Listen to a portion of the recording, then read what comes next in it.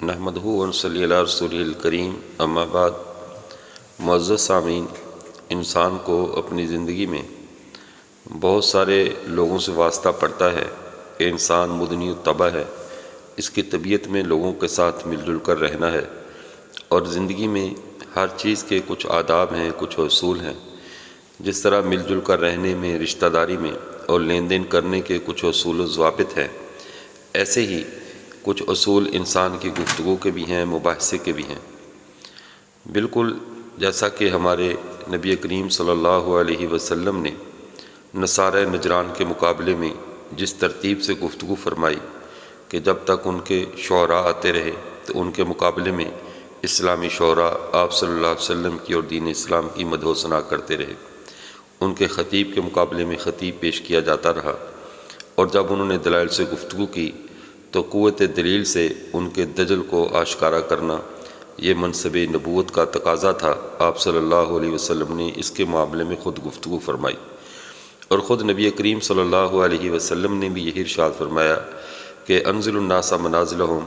لوگوں کو ان کے مقام کے مطابق ان کے ٹھکانے پہ اتارو، ان کی مسند پر بٹھاؤ جس مقام کے وہ اہل ہے، جو مقام ان کی ترتیب ہے۔ جیسا کہ ایک صحابی نے رسول اللہ صلی اللہ علیہ وسلم سے ایک بار یہ سوال بھی کیا تھا، متی تقوم الساعۃ یا رسول اللہ، اے اللہ کے رسول قیامت کب قائم ہوگی؟ آپ صلی اللہ علیہ وسلم نے ارشاد فرمایا، اذا وسد الامر الی غیر اہلہ فانتظروا الساعہ، جب معاملات نااہل لوگوں کے سپرد ہو جائے پھر قیامت کا انتظار کرو۔ نااہل کے سپرد ہونے سے کیا مراد ہے؟ نااہل سے مراد یہ ہے کہ ایک آدمی کا وہ فن نہ ہو، اس کو اس فن میں اہمیت دے دی جائے یا وہ فن اس کے ذمہ لگا دیا جائے، جس کی ہمارے بر صغیر پاک و ہند میں ایک جیتی جاگتی مثال مرزا محمد علی جہلمی صاحب ہیں، جو اپنے بارے میں تو مشہور یہی کرتے ہیں کہ وہ ایک انجینئر ہیں، لیکن ان کی رف گفتگو اور ان کا سلوک، حالانکہ ہمارے معاشرے میں جس آدمی نے میٹرک بھی کی ہو یا کوئی 5-10 جماعتیں بھی پڑھا ہو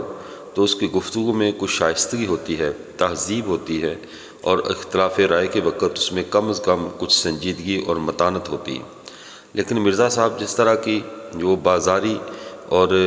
گھٹیا قسم کی زبان استعمال کرتے ہیں، اور ایسے الفاظ کے چناؤ میں اتنی بے احتیاطی، یہ بتاتی ہے کہ موصوف کا علم کی دنیا سے تو دور سے گزر بھی نہیں ہوا، اور اسی لیے عموماً ان کے جو نکتہ چین حضرات ہیں، خوشہ چینوں کے ہاں تو یہ بہت بڑی کسی مسند پہ فائز محقق اور وقت کے محدث ہیں یا پتہ نہیں کیا چیز ہیں، لیکن جنہوں نے حقیقت کو جان کر اس سے نکتہ چینی کا راستہ اختیار کیا ہے، ان کے نزدیک ان کی حیثیت ایک عام بازاری پلمبر سے زیادہ نہیں ہے، اور موجودہ دور میں ان کی گفتگو سن کر اسی بات میں وزن لگتا ہے کہ شاید یہی بات ٹھیک ہے۔ اس کی مثال ابھی انہوں نے کچھ عرصہ سے ہمارے ایک مفتی محمد طارق مسعود صاحب دامت برکاتہم کو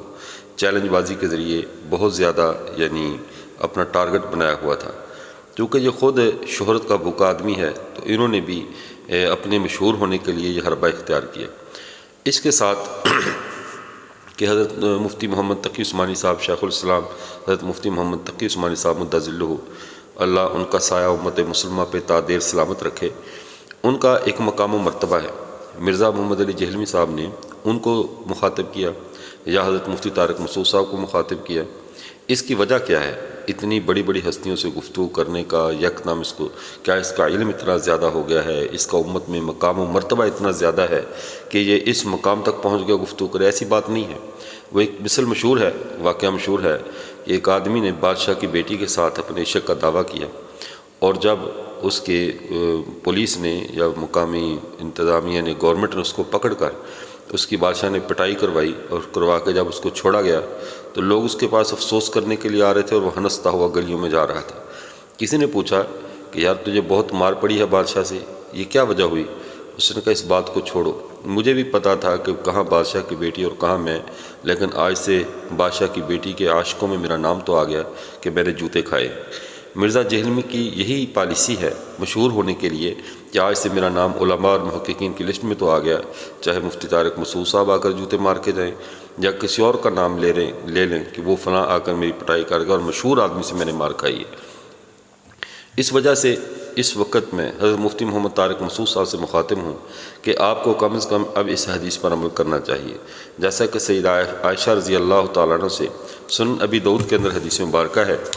اور یہ حدیث نمبر ہے 4842،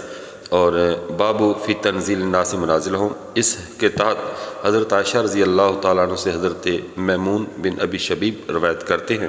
وہ کہتے ہیں مر بہا سائل فاتتہ کسرۃ ومر بہا رجل علیہ ثیاب وحیتہ فقدتہ فقیل له فی ذلک فقالت قال رسول اللہ صلی اللہ علیہ وسلم انزلوا الناس منازلہم۔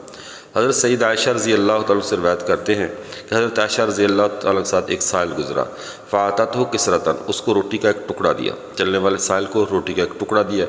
ومر بہا رجل، ایک اور آدمی گزرا، علیہ ثیاب وحیۃ، اس کے لباس اور ظاہری حیت اور وضاقتہ بہت اچھی تھی،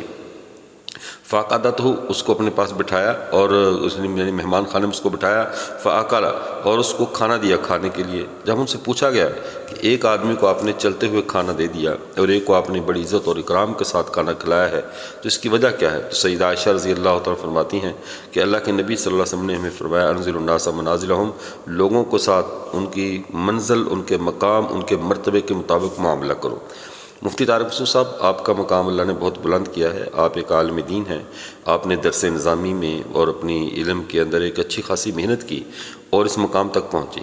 اور یہ موصوف صرف انجینئر پیپر کے وہ بنا کر کچھ پمفلٹ سے اپنے آپ کو مجتہد کل اور وقت عالم کل کیا کیا کچھ سمجھ بیٹھے ہیں۔ ان کی مثال تو اس بوڑھے جیسی ہے جس کو علم پڑھنے کا شوق چرایا تھا اور وہ کسی ٹیچر کے پاس گیا کہ مجھے بھی کچھ پڑھا دو تاکہ میں بھی تعلیم یافتہ بن جاؤں، اور جب وہاں پر گیا تو جا کر اس نے ٹیچر نے اس کو پڑھایا کہ آپ اے بی سی پہلے یاد کریں، اس کو اے بی یاد کروایا اور وہ اسی کو رٹا لگاتے ہوئے جا رہا تھا۔ راستے میں آگے سے ایک اسٹوڈنٹ ملا تو اس سے ملنے کے بعد اس نے دل میں خیال آیا کہ اس سے بھی پوچھو کہ بیٹا تو بھی کچھ پڑھا ہوا ہے یا نہیں ہے۔ اس نے پوچھا بیٹا آپ بھی کچھ پڑھے ہوئے ہیں یا نہیں؟ تو اس نے کہا بابا جی میں تو BA ہوں۔ تو بابا جی کو بہت غصہ آیا، بہت خفا ہوئے اور کہنے لگے بیٹا 2 لفظ پڑھے ہیں وہ بھی الٹے، میں ابھی ٹیچر سے پڑھ کر آ رہا ہوں اے بی اور تو BA کہہ رہا ہے، BA غلط ہے بیٹا AB ہوتا ہے۔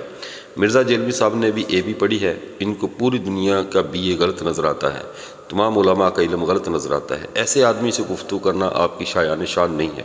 آئندہ کوئی بھی ایسی یہ چیلنج بازی کرے، یہ اب بھی اپنی کھوئی ہوئی عزت کو، وقار کو بحال کرنے کے لیے، جیسے وہ چراغ ہوتا ہے نا بجھنے سے پہلے اس کی لائٹ تیز ہو جاتی ہے، اب یہ بہت بڑے بڑے دعوے کرے گا، بڑی بڑی باتیں اور بڑے بڑے چیلنج کرے گا اور اچھل کود اور اپنی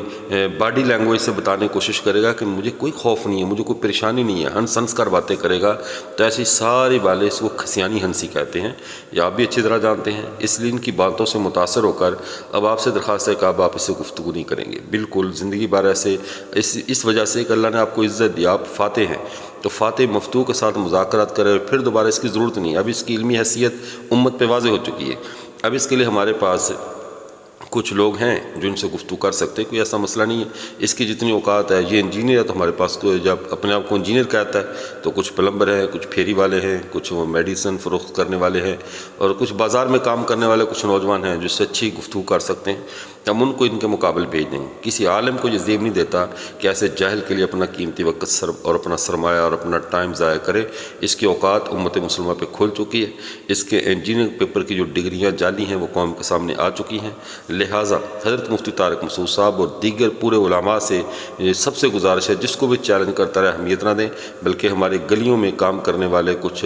پلمبرز، کوئی انجینئر، کوئی اس طرح کے یعنی کوئی چھوٹے موٹے کو کام کرنے والے